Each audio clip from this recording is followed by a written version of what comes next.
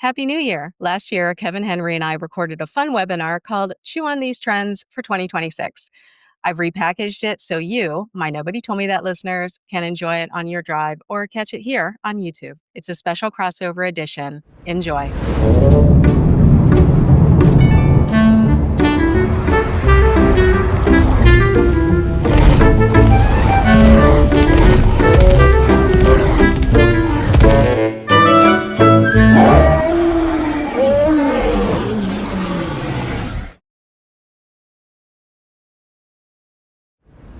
There we go. Awesome. No, we appreciate you guys being on this afternoon, this evening, wherever you are. Appreciate that so much.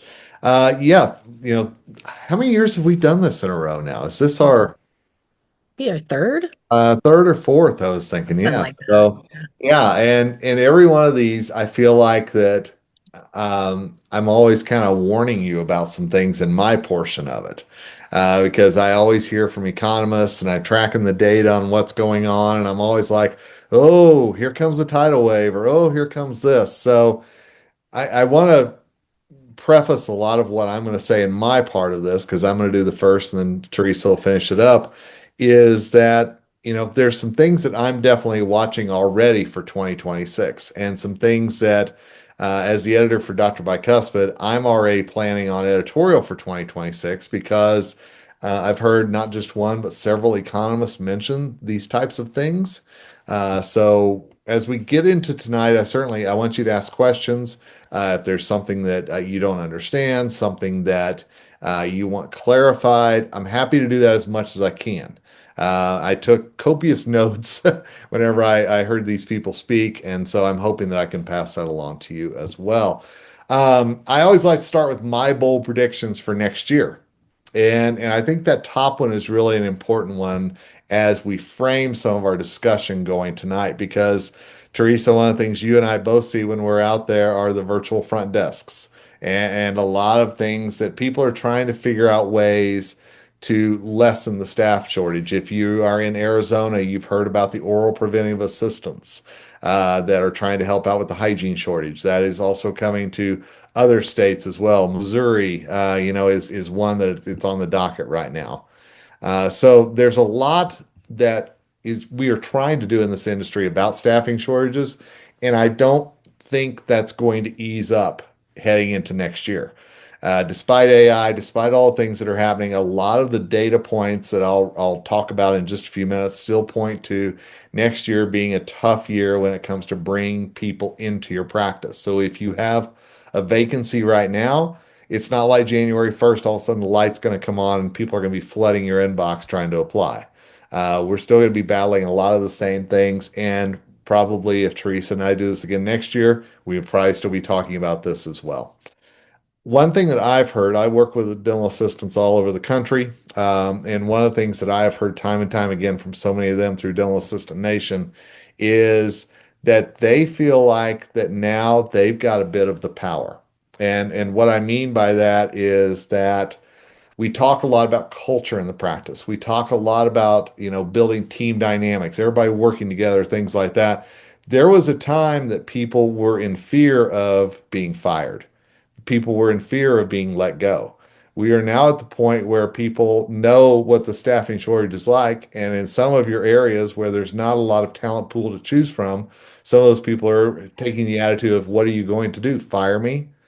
And so I think we have to be very open and honest about that, and realize that while we talk about culture, while we talk about all these different things that are important in the practice, one of the biggest things that's important right now is nipping that kind of attitude in the bud, is making sure that if there's that kind of attitude purveying in your practice, it is really talking about why it's happening, what's the root cause of it, and what could be done to make sure that everybody's back on the bus together. I mentioned this in our talk last year, and I don't think it ever happened. And what I want to explain is AI will have its chat GBT moment.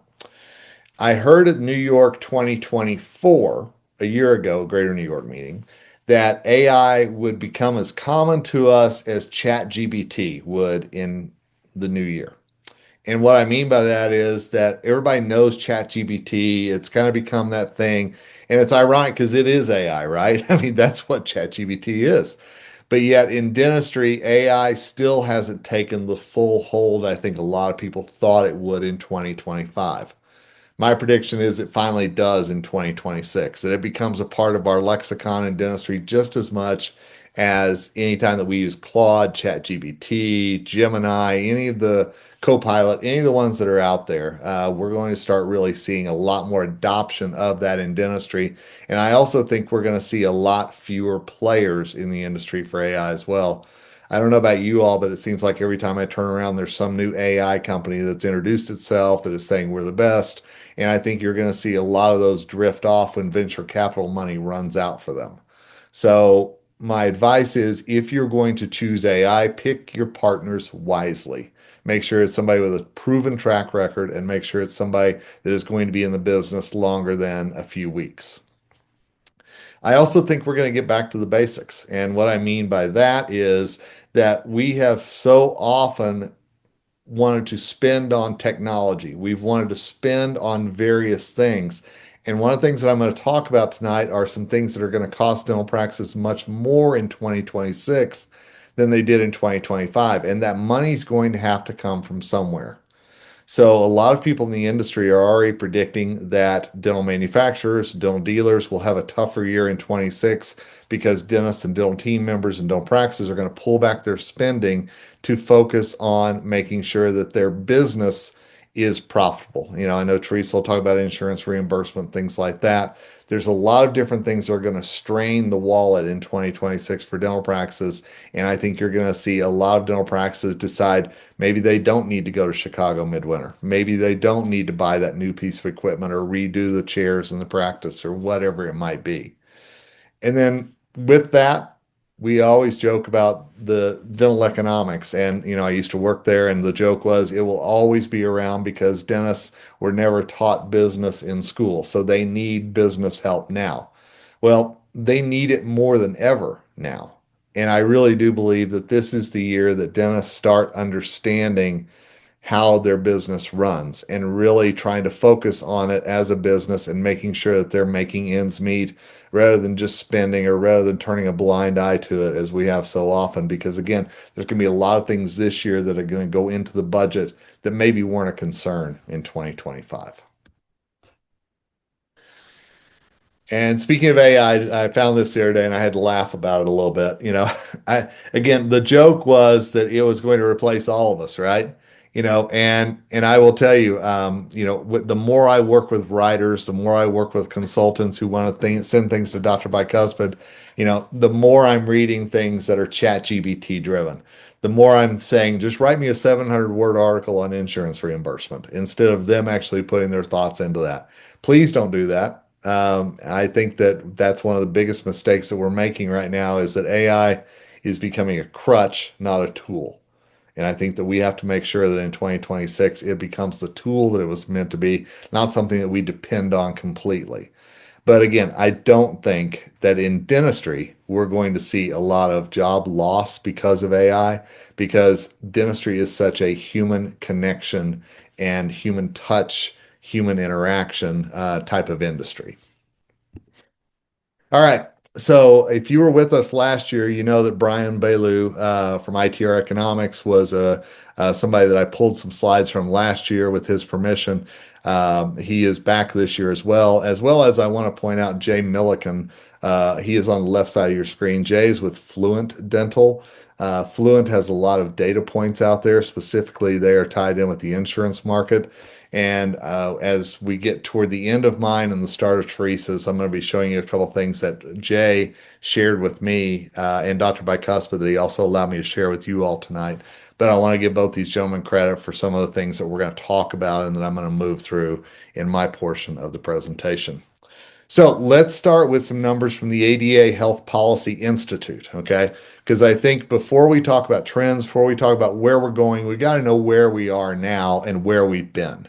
So this is a really good example of where we are in terms of the country, in terms of dentist saturation, And one of the biggest things that I want to point out to you is, and we're going to talk about population in a few minutes, but every number that I went through, even though there are more dentists in the US, and even though technically there's a small rise in dentists per 1,000 US population, the vast majority of states, when it comes to dentists per 1,000 population, are down year over year. And why is that? One of the things that we're seeing with a lot of the new dentists that are coming out of school is that they are moving to a small number of areas. They all want to practice in New York or Las Vegas or Miami. And so it's still one of those things that if you're in Arkansas, Alabama, my home state of Oklahoma, where I'm born and raised, we're having issues in a lot of these states that aren't necessarily attractive to new dentists. And while some of these older dentists are aging out, they're retiring, there's not a lot of dentists coming in to take that place. So again, that's good for the DSO market when may want to buy up a practice in a rural area. So just some numbers to keep in mind of where we are now. But again, the trend is very interesting because in terms of overall states, the numbers are going down, but in terms of certain geographic metropolitan areas, the numbers are skyrocketing of dentists per 1,000. So if you are currently in a Seattle, if you're in a Vegas, if you're somewhere like that, you need to know that the competition that you're facing for patients is tougher now more than ever. What about our female dentists? What about our demographics? I want to show you the numbers where we are at the end of 2024. And these are the most recent ones, by the way, from the ADA Health Policy Institute. And I put in parentheses at the end where we were this time last year, whenever Teresa and I did this.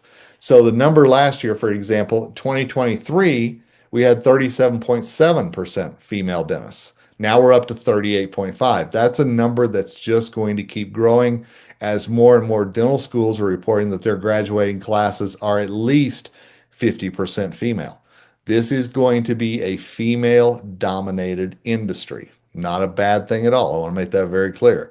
But with hygienists, with assistants, with a lot of folks who work in the front office, this is going to be very dominated by females moving forward. And so that's something I think we all need to know in terms of not only the culture, but also those dental manufacturers and dealers out there are going to have to know how to sell to the female mindset versus the male mindset like they've always done. The days of the good old boys club coming to an end. And part of that is the dentists who are 65 and older. Again, down slightly from 2024 or from 2023, I should say. But this is a number that I'm going to be watching because by the end of this decade, that number is going to plummet. We're expecting a lot of the baby boomers to be out of the dental industry by the time that 2030 rolls around. And so the dentists who are 65 and older, we're getting ready to see a huge seismic shift pushing back toward the younger demographics. And that's something I think that we all need to know as well. Now, one thing that I thought was very interesting was that we had the number of female dentists under the age of 35 go down just slightly year over year, while the number of male dentists stayed even. One thing to know from these numbers, and if you think about it, it's maybe not surprising that we have a lot of females during this time that take some time off to have children. And so they may miss a year. They may skip some time in order to have children before they get back into the practice. So the female numbers are going to vary slightly year to year, a lot of that, especially under the age of 35. These are the four things, and this is one of Brian Ballou's slides by the way, I watched his presentation at the Dental Trade Alliance meeting last month in Austin, Texas, and I was very, very interested in some of the things that he said, especially whenever it comes to what to plan for. He is of the belief that by the end of this decade, we're going to see a sharp decrease in our economy. He's not predicting great things for the next decade. Now, that's a prediction. Who knows? But a lot of the data that he is pointing to is saying that in the next 7, 8 years, we're going to see a real change in how we view things here in America. One of the reasons for that is that they are predicting some kind of comeback whenever it comes to inflation.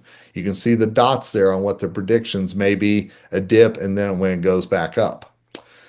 Another thing that we're going to talk about here in a few minutes is AI and its impact on electricity. and its costs that are going to happen as well. Again, I teased earlier there's going to be some things coming in next year's budget that maybe we didn't plan for as much in 2024 or 2025, I should say, that we're going to have to plan for in 2026. And one thing to keep in mind, no matter your political viewpoint, obviously there's a push right now to have more things made in America, which could impact the price of certain things in dentistry. How that plays out over the next year is a key thing that he is watching as well, as far as what costs will be, and does that have any impact on not only our productivity and profit, but also in terms of inflation and other economic factors like that. Electricity costs. Let's talk about this for just a minute. One of the things that is being said is that the more that we rely on AI, the more we're online, the more that we're using electricity to power that AI generated thought process. And so electric costs are expected to go up next year. And if you see the bottom there, you'll see that it's not just in dentistry, but it's your home as well. 13 to 18% rise in electricity costs by the end of next year.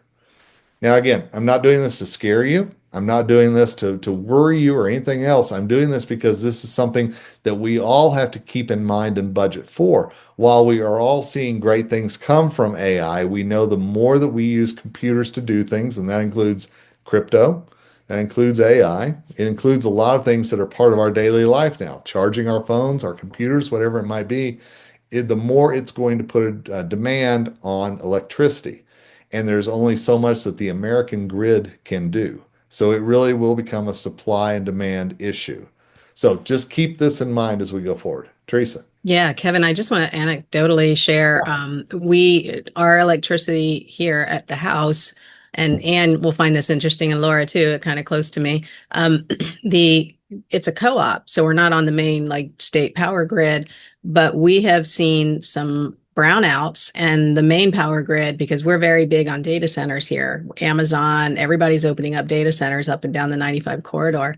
And some of the stuff at some of the local town council meetings have said, what are we going to do about the electricity? Because people are noticing the pricing creeping up, but also there's outages that now the companies are having to scramble to accommodate that, but then the cost goes up there. But forget the house. Like if you're working in the office and you've got all these ops going and workstations going, like we need electricity. So yeah, you got to think about that. Get your backups going.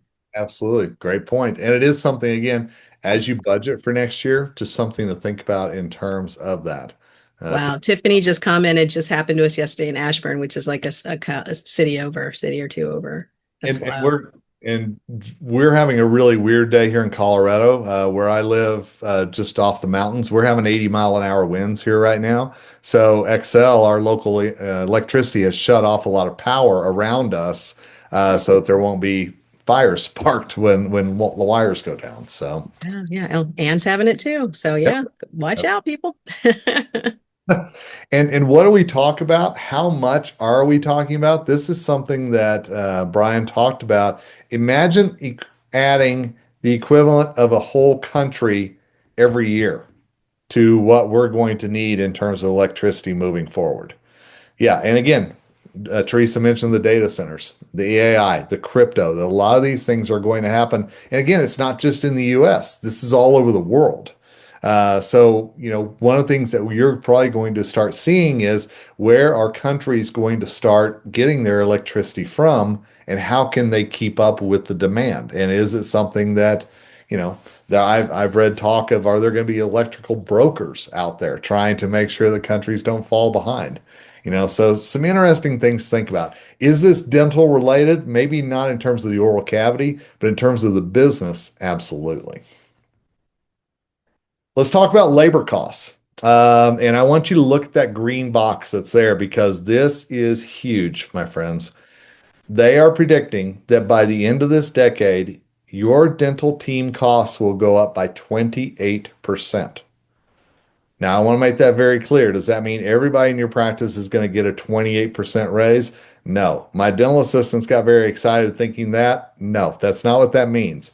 But you're going to be adding 28% likely to keep your team members by the time that this decade ends. So if you break that down, that's roughly what, 4, 5% each year. Yeah, I agree, and I think it's something that we think about. Well, we have to keep Susie. She's been around forever. She's the face of our practice. She may well be, but Susie knows that too. And that's where I think that we're really going to start having to figure out, are the labor costs really worth it? And my piece of advice to you is this: if you're going to pay team members more, how are you getting that ROI back? My wife is Dana Johnson, amazing consultant, amazing woman. I'm biased, absolutely, but she's placing hygienists in Seattle now for over $100 an hour, and I think that that's not going to be a rarity soon in some parts of the country. But if you're placing somebody for $100 an hour, how are you actually going to get that money back when we know some of the things Teresa's going to talk about later with insurance reimbursement and other things like that? Are you losing money at the end of the day? So I really want to emphasize your labor costs are going to go up. Now, point of emphasis real quick, that does not include healthcare costs. So like if you're offering healthcare to your employees in your dental practice, that's not included in this 28%. That is strictly salary only. One thing to know about, we mentioned the baby boomers kind of phasing out as we get toward the end of the decade. One thing that's very interesting right now is the younger generation, 16 to 24, is really not going into the workforce as much as in previous years. Now part of that is a lot of them are going to school. Great, we love that. But also part of that is that they are doing other things. They are Ubering. They are doing things that not necessarily is a full-time job, but it's more the part-time and more the labor work that maybe is the DoorDash or whatever that might be. So again, when we talk about this talent pool that there is to choose from, you can see that the older generations are really high up there. But what happens to that lowest generation, that newest generation? And I think we have to work as an industry to make dentistry some way exciting, to some way make it a good thing. Dentistry really needs a PR campaign right now to try to explain to people that this is a life-saving industry and the good things about working into it. So again, these are the biggest things that I just want to tell you in terms of the economy. Brian summed them up very well, and I just took that slide. So I want to make sure that you all have this as well, just so that you're ready when the time comes and you have to figure out where that money is going to come from, because you're paying a lot of different people higher than you were last year. One other thing to watch whenever it comes to there's a lot of venture capital money that's coming into dentistry. There's a lot of corporate money that is in dentistry right now, and some of that is predicated on the stock market. And one fascinating thing that he showed, and I'd really never thought about this, was how much of the stock market is tied up in the older generation, the baby boomers. And what happens whenever these baby boomers get out of the stock market, whenever it's really not, in the grand scheme of things, something that this younger generation is overly excited about. So when we talk about maybe 10 years from now, the economy looks completely different, it's because there's been that transition of wealth down to a new generation that views wealth differently. And again, why do I tell you this? I tell you this because these are your customers. These are your patients that are walking into your door. They view money in a different way. So I think that's very incumbent that you think about when you're doing any kind of case presentation or whatever it might be, you're thinking about who you're talking to rather than it just being, you've got a crack, here's what we've got to do about it. It's really got to be talking to them on the points that hit home for them the most. I showed you this because this actually was the slide we put in last year whenever it comes to population. This is not current. This is 2023, but I want you to take a good look at it because I'm getting ready to flip up the new map. And I want you to look at those areas that were red last year in terms of losing population versus those areas that were dark green. See Idaho over there? Very dark green. Watch what happens whenever we flip the map. In 2024, we saw some deeper red happening in some very interesting places. New York State, we saw a loss in population for the first time in 13 years. Idaho, still strong. Texas grew. Florida grew dramatically. My theory is all the New York people went to Florida. That's what you do, right? So I think that's what happened. But you look at some of the places in the West versus some of the places maybe, in that Rust Belt area that aren't growing as fast. And again, when you're looking at your business and how it's doing, and when you're looking at potential new patients or new people moving in, this is what you may be looking like. Now, granted, again, taking Washington as an example, so I know we have somebody here. Seattle is completely different than Moses Lake or Ellensburg or, even Spokane. So these are overall by state, but I think it's very interesting when you look. Oops, sorry. Let me see if I can go back. When you look at last year and where, New York had actually grown a little bit versus this year when it did a sharp decrease. So just things to think about in terms of what's going on in your town. It never hurts, I think, for you to ask your local chamber of commerce what kind of geographic data they've got on, people moving in, people moving out. How is your town changing? And what do your demographics show in your practice as well? And then I think my final slide is going to be the handoff here. My final one is going to be from Jay Milliken at Fluent, as I mentioned. And one of the big things that he's talking about, and Teresa, I'd love your thoughts about this because this is your wheelhouse, is we always hear about people going out of network.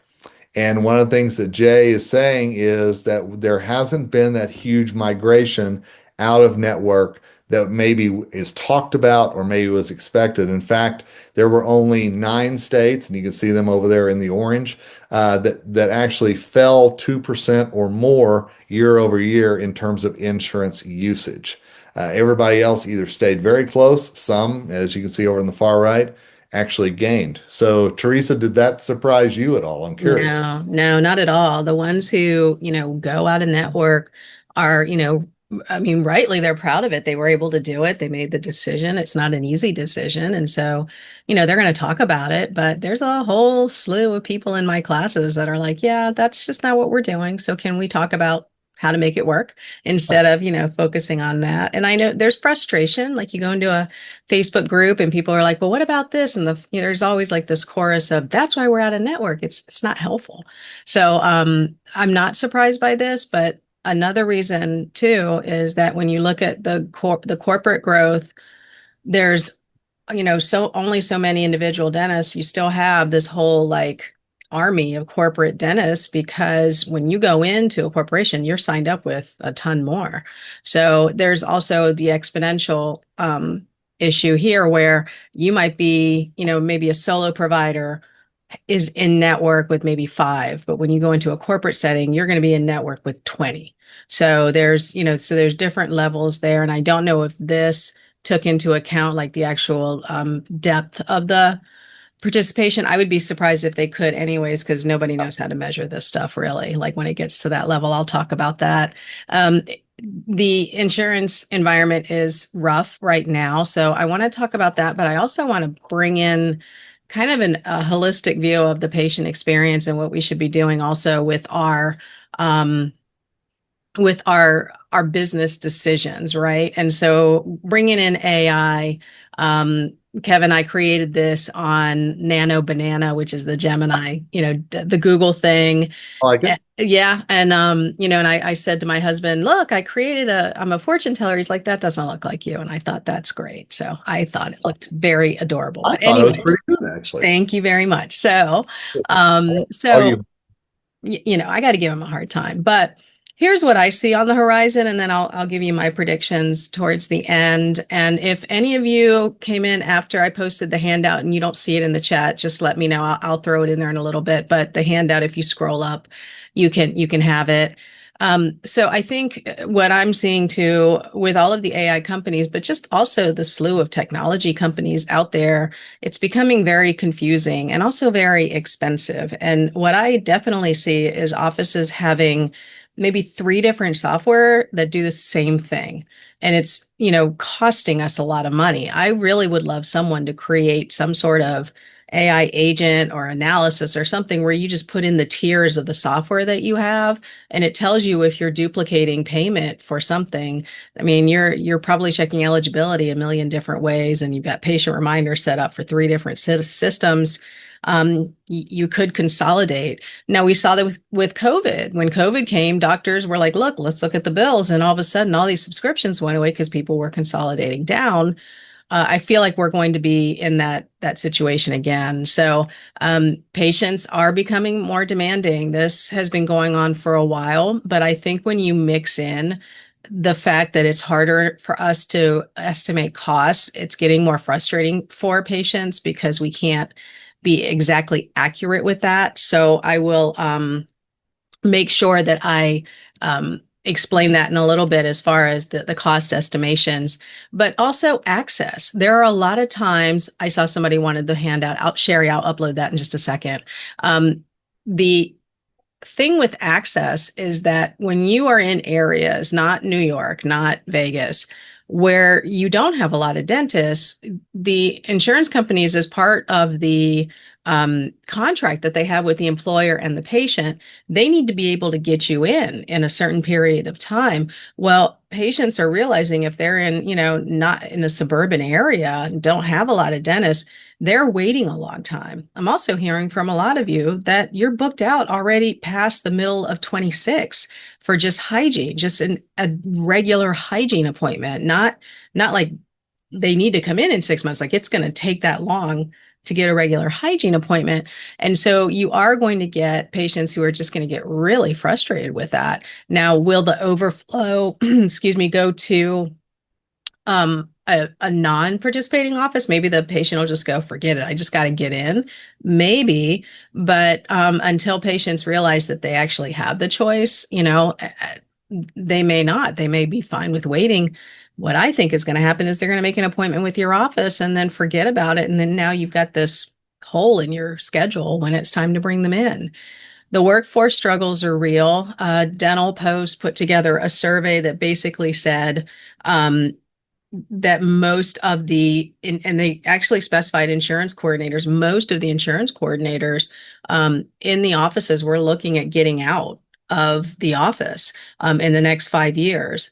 And I can speak to that directly because a lot of the insurance coordinators are seeing that they can provide a much needed third-party billing service. And so we're seeing people, leaving, starting their own businesses. Some are going back in because entrepreneurship is hard. It's hard. And honestly, sometimes it's easier to be employed by someone.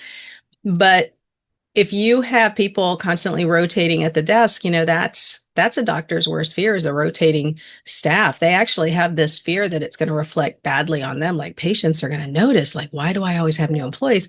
That might be true. That might be true. The struggles, I don't think, are going to go away. And Kevin just kind of spoke to that. Just talking to a good friend of mine, her daycare for when her kid gets to be of age is going to be $3,500 a month for where she is. Now, when you're talking about, I mean, if I'm not making that a month, I'm thinking I'm staying home. So that's a real battle that we're going to have to pay attention to. And by the way, they might be staying home anyways because there's actually a shortage of daycare all over. So there might be waiting lists. And so some people are staying home because they just don't have a choice. I've got an office that's dealing with that right now. And as much as you want to work around it, I don't think they're going to be able to work around it. I don't think they can accommodate her. And that's really sad because she's a stellar employee. So compliance is something, if you've attended any of my classes, that's my hammer, hit nail point is, we have to be compliant, not OSHA, HIPAA. That's always fun. But that's also somebody else's jam. I'm talking about documentation. I'm talking about contract awareness. The big discussion of 25 was, the fact that so many offices are billing under an existing provider while waiting for the younger or the newer associate to get credential. Well, the problem is, there's judgments that have come down because that is contract. It's fraud. It's insurance fraud, actually. The ADA document, the claim form is actually a legal document. And so misrepresentation. It's not just the carriers that get angry about it, but Department of Justices in different states attorney generals have actually like sat up and took notice. Two big cases this year and multiple other ones that are kind of swimming around. But I just interviewed Justin Withrow, a lawyer, on my podcast, and he said, you're not going to hear about the really big cases because they settle. That before he gets to that point. And, sometimes they don't disclose it. So the ones that do get disclosed, maybe that's just because they didn't really, help out. So carrier and legal audits are on the rise. I didn't need Justin to tell me that, but it was good to get confirmation because, he handles so many of them. And I'm also in touch with many other lawyers and I'm always checking in and they're like, yeah, this is busy. They are busy. And it is not just the carriers picking up on fraud, although they do have the tools to do it. And Kevin mentioned Fluent and Codavidi are two companies that really, hammer in on the data and they can pick that out. It's not just the carriers, but patients are reporting suspected fraud. And also there's whistleblowers, people working in an office that are tired of being asked to do shady things. They are also reporting. So this is not that whole environment is definitely not going away. And so, but Kevin, I want you to go forward. Actually, don't hit it yet. Oh, yeah, go back. Okay. Anyways, just leave it on. It's fine. It's fine. It's fine.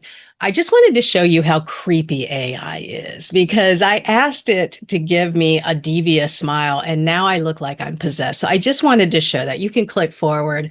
Yeah. And so, that's the me I want you to remember. We can go forward another click. Thanks, Kev. So I wanted to give you something to keep an eye on. And of course, this is something I'm definitely keeping an eye on. So if anything huge happens, you'll know about it. But the ADA is very present at this association, as well as the carriers. The National Council of Insurance Legislators, or known as NCOIL.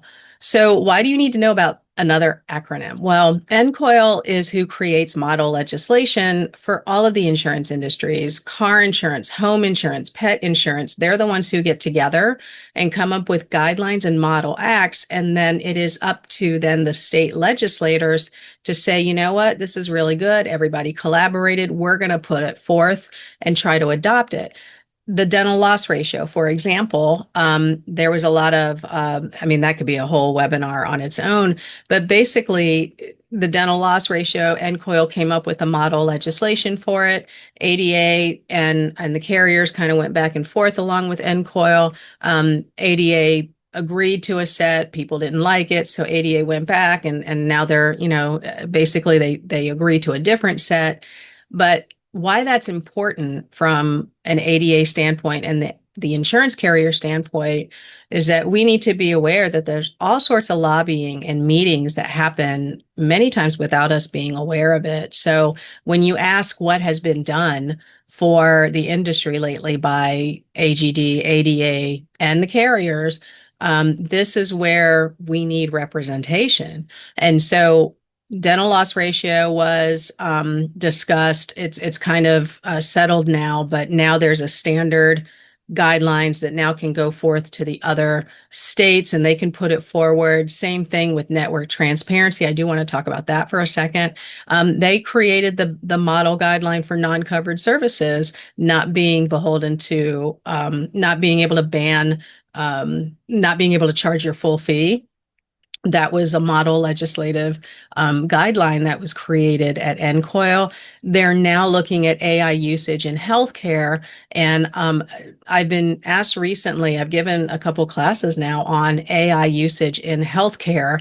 And one of the aspects of the class is keeping track of laws, because there are privacy laws, but there's also consent. We have to have our patients consent for their data to be used. And right now, there's really no state or federal legislation about it. There's some state, actually, I should take that back. California, I believe, has come up with a good model on the usage of AI. But this is one of those areas where it's going to be fought in the courts until there's laws going around it. I mean, AI is just one of those, what we call a black swan event in our lifetime, really. It's like Google changing everything, email changing everything, we did not anticipate how big of an impact. That's what a black swan event is. It just kind of came out of nowhere because 5 years ago, sitting in one of my classes, we would have talked about AI, but it was more like screening, like just machines recognizing something wrong.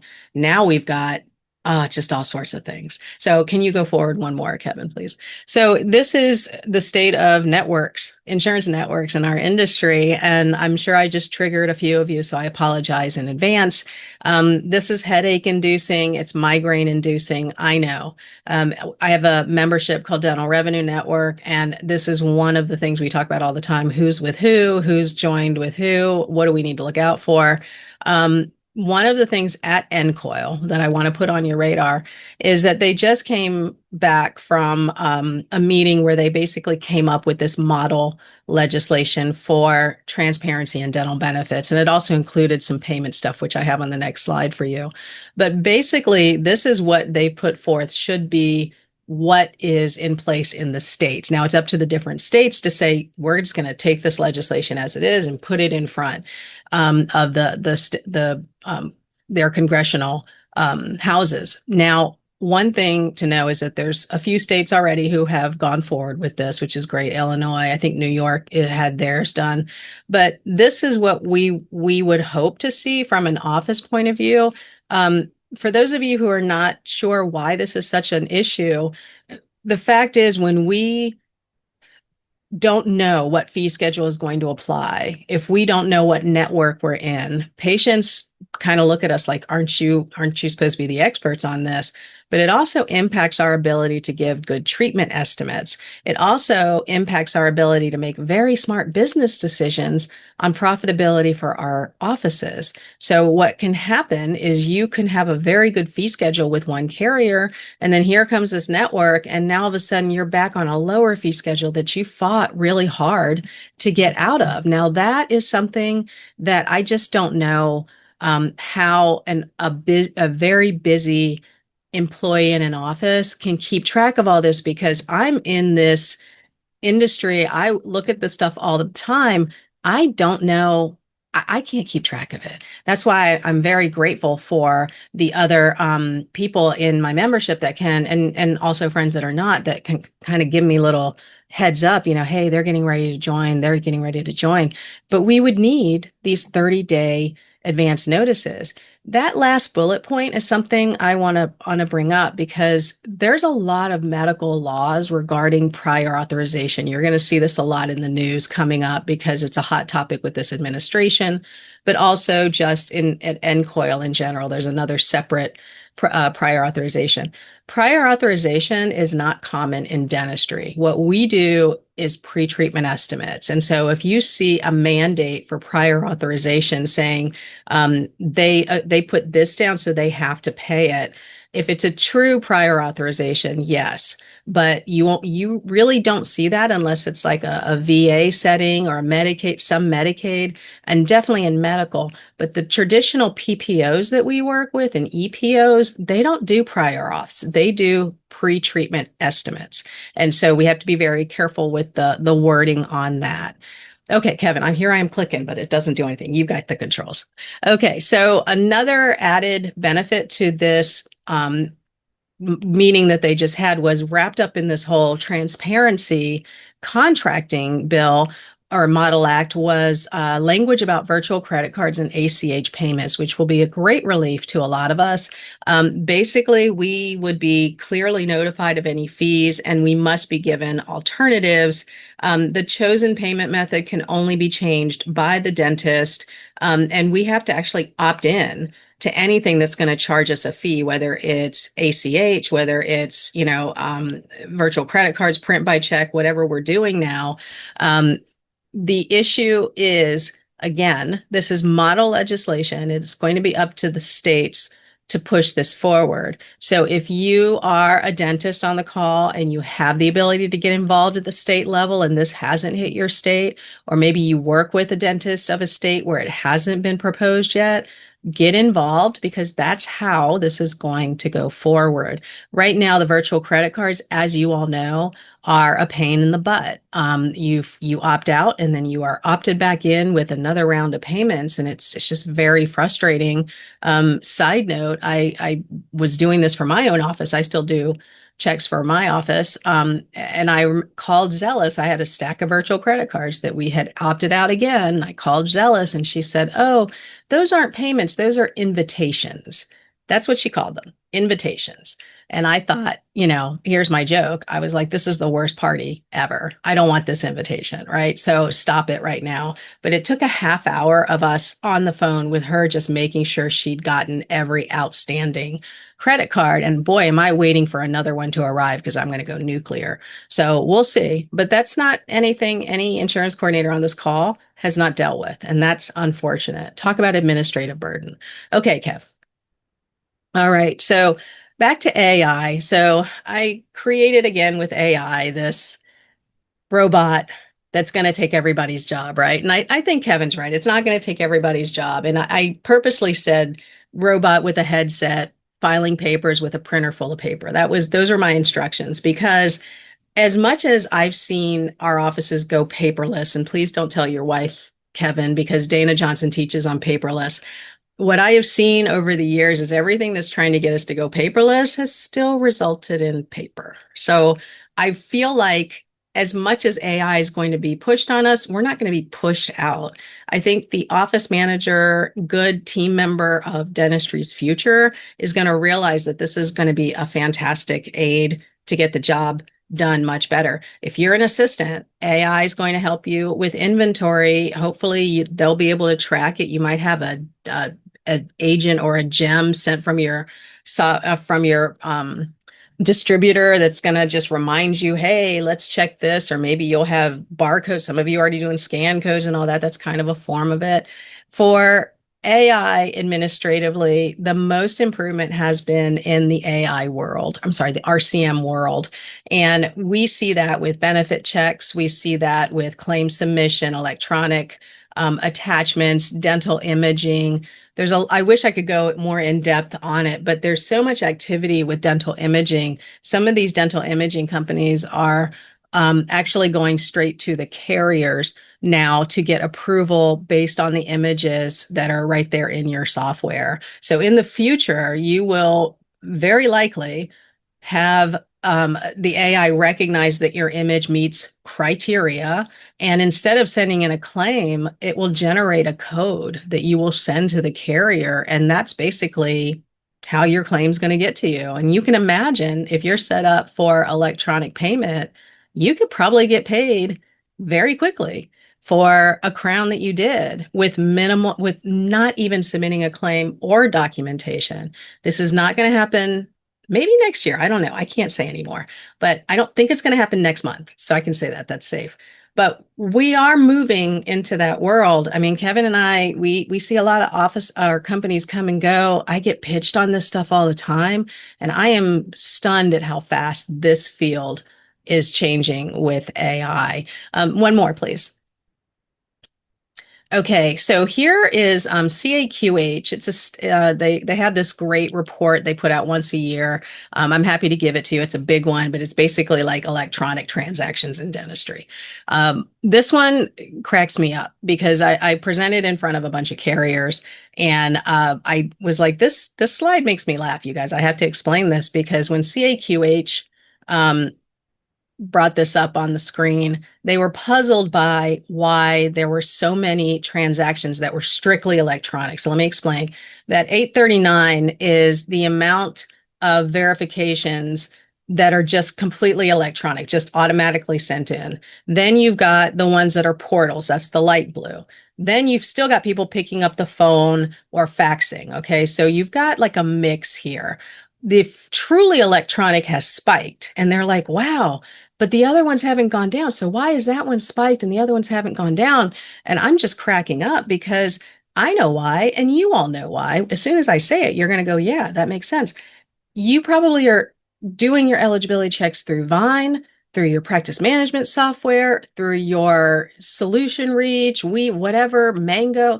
you're probably doing eligibility checks 3 or 4 different ways and you don't realize it. So that has spiked and they're happy about it, but they're like, I don't understand.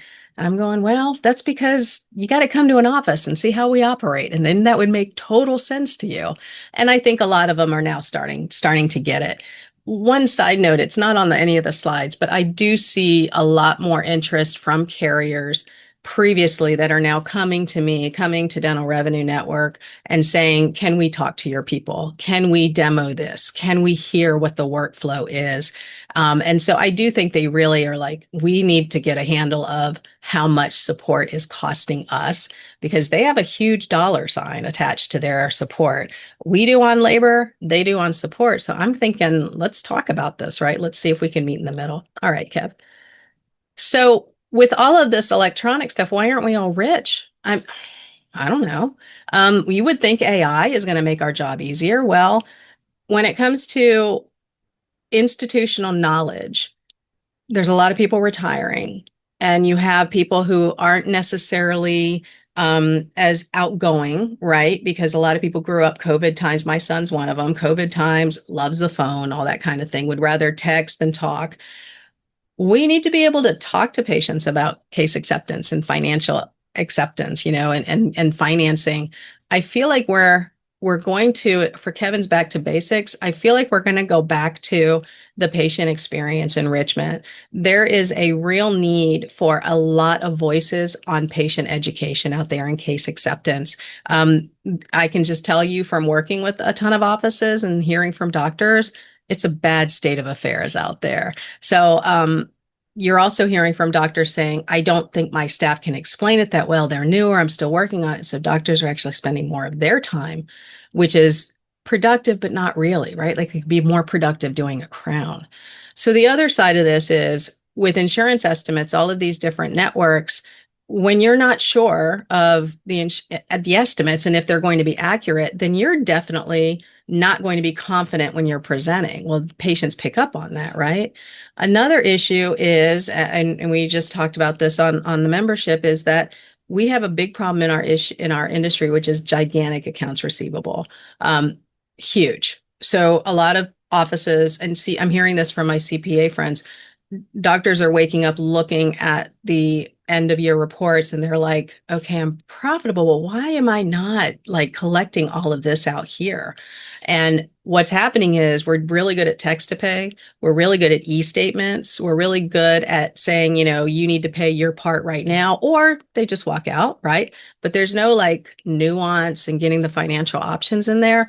And so as a result, we're not actually picking up the phone and saying, hey, what about that, that overdue balance? We're letting these balances age and age and age. And so I do think for 26, if you hear me speak anywhere, you're definitely going to hear about accounts receivable, because I do think it's a real problem in our industry. All right, Kev.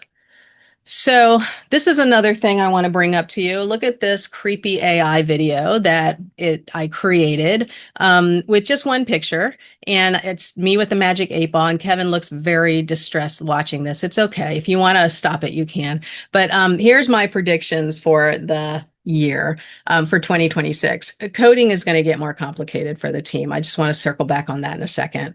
The workforce shortages are not going to let up anytime soon. I feel like actually it's going to get worse. The institutional knowledge piece that I'm talking about is not something to be taken lightly. A lot of people my age are looking to, work another 5-6 years. I don't want to be 90 years old doing this.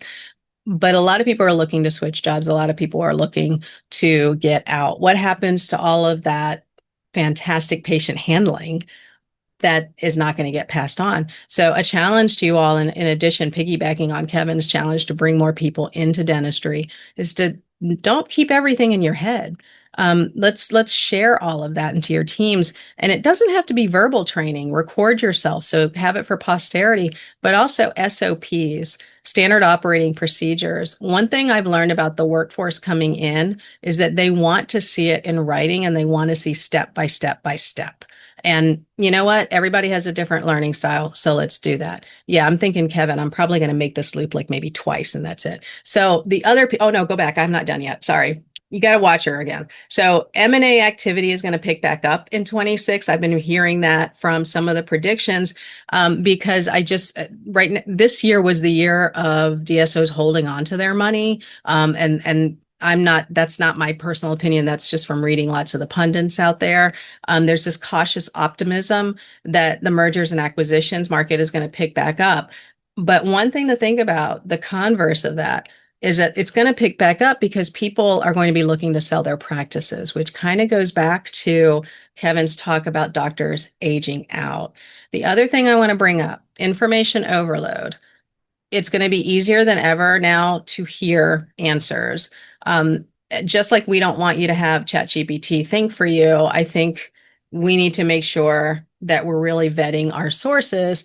One thing that I know is very scary. I mean, just making this, I mean, somebody could probably make a video of me giving how to commit dental insurance fraud.